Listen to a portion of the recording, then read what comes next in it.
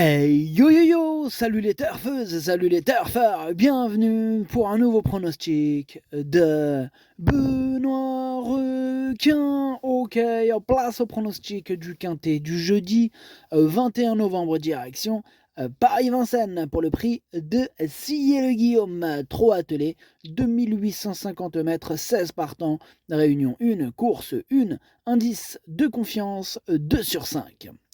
Petit retour sur le quintet de ce mardi. Dans mon pronostic, je vous ai donné le tiercé en 5 chevaux. Et pour les VIP, ce mardi, on a un ticket tiercé dans tous les ordres qui est passé. Il a fait plaisir. Ce qui a fait plaisir aussi pour les VIP ce mardi, c'est du ticket couplé gagnant, du ticket aussi couplé placé et du 2 sur 4, ça fait plaisir. Alors cette vidéo, je la tourne avant l'arrivée du quintet de ce mercredi et je reviendrai dessus demain. Ok, c'est parti, on commence le pronostic et on commence avec le numéro 1, Fergie Island, et on écoute Bruno Chanona.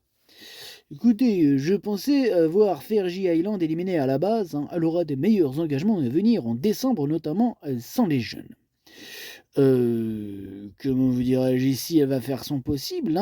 Si elle accroche la 5e place, ce sera très bien. Elle affronte des clients, elle répète ses courses et affiche un bon niveau de forme. Il faut courir battu et essayer de se rapprocher pour finir. Sa chance est secondaire. Ouais, sa chance est secondaire, mais sa chance n'est pas... c'est pas une impossibilité, quoi. Ce que je veux dire par là, c'est que ce quintet, je le trouve pas mal ouvert. Il peut y avoir du trouble fait à Bellecote dans ce quintet. Attention, ce quintet, il est piégé. Ouais, clairement, il est piégé ce quintet. Et ce numéro 1, c'est d'ailleurs lui le chef et le capitaine de ma petite liste des possibles casseurs de tickets repérés. Attention. On passe au numéro 2, c'est Holly Deschal et on écoute Éric Marc Fournier. Holly Deschal a connu des problèmes de jambes et a dû observer une période de repos. Elle travaille de façon sérieuse depuis 1 mois et demi. Elle a été éliminée plusieurs fois en province, aussi elle rentre directement à Vincennes. Il lui faudra plusieurs courses pour retrouver son meilleur niveau. Elle peut être écartée dans l'immédiat. Ouais, je vais pas me gêner. Énorme non pour ce numéro 2, bien sûr que je raye. On passe au numéro 3, Feeling Boy, on écoute Yves Dreux. Feeling Boy, il a échoué de peu là au début du mois argentan. Bon, certes, il effectuait une rentrée, mais je l'avais préparé pour cet objectif sur une piste plate et une corde à droite qu'il apprécie. Il sera moins à son affaire sur la grande piste de Vincennes. De plus, le lot est fourni, il manque de maniabilité. Sur sa forme et sa qualité, il n'est pas hors d'affaire, mais il faudra que tout se passe bien. Il faudra que tout se passe bien. En tout cas, moi j'y crois. Ce numéro 3, je l'ai gardé, mais plutôt en bout de combinaison. On passe au numéro 4, Haitian Fight Song, et on écoute Eddie Lebec. Oui, on a couru là, monté un peu par défaut. Bon, Haitian Fight Song n'avait pas de bonne course. Là, sa tentative à Anguin, elle est bonne. Bon, là, elle évolue en bonne forme. Elle doit affronter quelques bons éléments avant coup. Néanmoins, à l'issue d'une course rythmée, elle a sa place à l'arrivée du quintet. Maintenant, il faut la préserver. Elle est capable ensuite de faire les 800 derniers mètres. Ok, merci Eddie Lebec. Ce numéro 4, lui, il me plaît bien. Vraiment, je pense qu'il peut faire mal. Je l'ai mis 5e. On passe au numéro 6. On passe au numéro 5. C'est Emma de Brickville et on écoute Rainier Fielders. Bonjour Rainier. Bonjour. Écoutez, Emma de Brickville n'a pas démérité pour l'ouverture du meeting d'hiver en terminant à l'arrivée du quintet. Elle n'avait pas couru pendant plusieurs semaines précédemment. Il lui faut une course à l'économie pour pleinement s'exprimer. Elle est compétitive à ce niveau pour terminer à l'arrivée. Elle devrait être un peu sur la montante. Ok, merci, Régnier Fielders. Elle devrait être un peu sur la montante, nous dit-il. En tout cas, ce numéro 5 me plaît beaucoup. Je pense qu'il peut frapper un grand coup et je l'ai mis à 4e. On enchaîne avec le numéro 6, Udo Duruel, et on écoute Étoine Lérété. Écoutez, Udo Duruel s'est très bien comporté à 2 reprises le mois dernier. Évoluer en province lui a fait du bien. Il semble revenu au mieux après un break cet été. Jeudi, il bénéficie d'un engagement très favorable. Là, David Thomas étant retenu sur Hubble du Vivier, j'ai fait appel à Eric Raffin et son sulky américain. Je ne lui vois pas de point négatif. Tout est réuni pour qu'il joue les premiers rôles.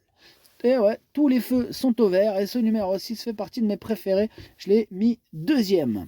On enchaîne avec le numéro 7, Toto Barroso, et on écoute Ronnie Kuiper. Toto Barroso, il avait dû subir une intervention à un genou en début d'année et a donc été longuement arrêté. Il a désormais 3 parcours dans les jambes et a montré un regain de forme dernièrement en Hollande. Jeudi, le rythme du quintet sera plus élevé. Cette sortie va nous permettre de mieux le juger. Une petite place nous satisferait. Ok, merci Ronnie. Ce numéro 7, moi je ne l'ai pas retenu, hein, mais bon, on ne peut pas tous les retenir. Il est ouvert ce quintet. Il est en plein milieu de ma petite liste des possibles troubles faits, hein, ce 7, hein, méfiance. On enchaîne avec le numéro 8, It's Scott, et on écoute Alain et Arnaud Chavat. Par contre, parlez pas tous en même temps. Hein. C'est qui parle? C'est moi, c'est Arnaud. Ok Arnaud, on t'écoute. Écoutez, It's Scott n'avait pas d'engagement très intéressant après sa dernière sortie à Vincennes. Il y avait produit des efforts et n'a surtout pas démérité à la 3e place.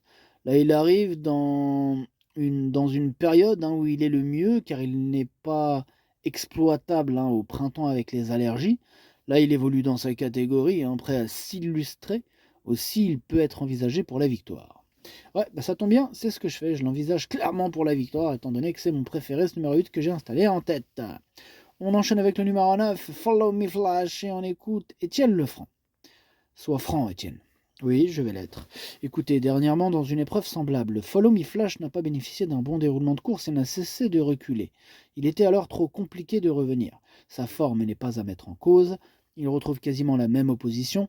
Il sera muni à de tout petits alus derrière. Une fois de plus, sa place à l'arrivée dépendra du parcours. Ok, ça marche. Mais en tout cas, moi, ce numéro 9, je l'ai gardé, lui aussi un peu plus loin. Je l'ai mis à la 6e place. On passe au numéro 10, c'est Élixir de Crène et on écoute Ernaud Zirnet. Écoutez, toutes ces dernières sorties sont bonnes. Là, à Nantes, dans le Grand National du Trot, Élixir de Crène, il a tardé à pouvoir s'exprimer. Il confirmait sa tentative du premier jour du meeting. Il doit affronter les jeunes à chaque fois et pour les premières places, ce n'est pas évident, mais il est toujours présent. Il est compétitif pour accrocher une petite place. Attention à ce numéro 10. Ah ouais, c'est un vrai regret ce numéro 10. Moi, il me prend la tête. Ils sont nombreux à pouvoir espérer se troubler, espérer terminer à l'arrivée, mais voilà, il faut faire un choix. Et ce numéro 10, c'est lui mon gros regret, c'est lui mon cheval de complément portant. Attention, possible cassage en vue. On passe au numéro 11, c'est Haribo du Loisir et on écoute Mademoiselle Audrey Le Breton. Écoutez, peu après son arrivée à l'écurie, nous avons fait l'erreur de le présenter au trot monté. Et Haribo du Loisir, il n'apprécie pas cette spécialité, tout simplement. Là, cette course va lui permettre de gagner en condition en vue d'un engagement très favorable début décembre. Jeudi, il restera ferré. Il est donc préférable de le revoir dans de meilleures conditions. Ouais, moi je m'attarde pas sur cette candidature, étant donné que je l'ai rayé. On passe au numéro 12, Hubble du Vivier, et on écoute Sébastien Ernaud.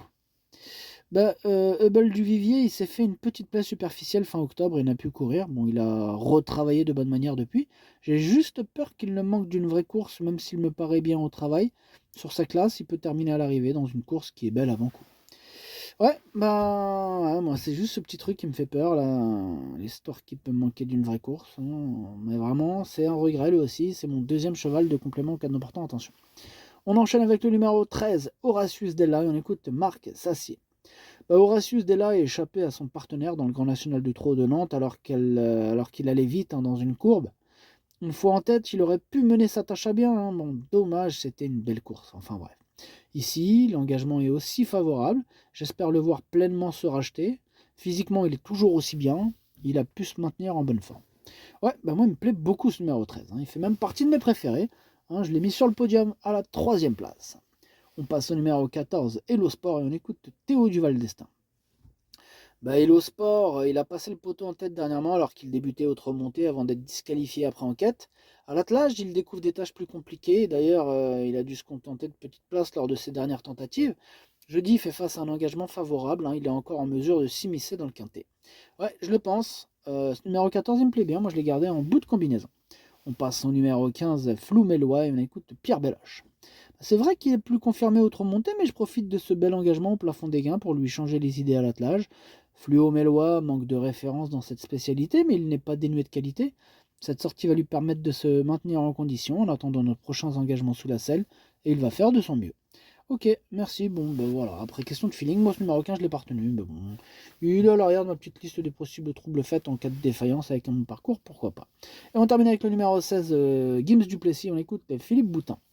Gims Duplessis il n'a pas démérité pour sa rentrée. La course s'est jouée sur un long sprint et j'ai préféré poser les mains dans les 200 derniers mètres. Il a encore besoin de courir pour revenir au mieux. Bon, ce bel engagement arrive un peu trop tôt et j'espère que cette sortie va l'amener au mieux pour un objectif la semaine prochaine. Là, je vais le dériver, il restera ferré, il n'aura pas la partie facile. Ok, merci Philippe. Basse numéro 16, je ne l'ai pas retenu tout simplement. Le pronostic, ça donne 8, 6, 13, 5, 4, 9, 3, 14. Merci d'avoir suivi cette vidéo. N'hésitez pas à mettre un pouce bleu si la vidéo vous a plu. Pour accéder à tous mes tickets pour la course du Quintet, rendez-vous directement dans la description de la vidéo. À jouer avec modération. Bonne chance. Chopez-le moi. Ciao.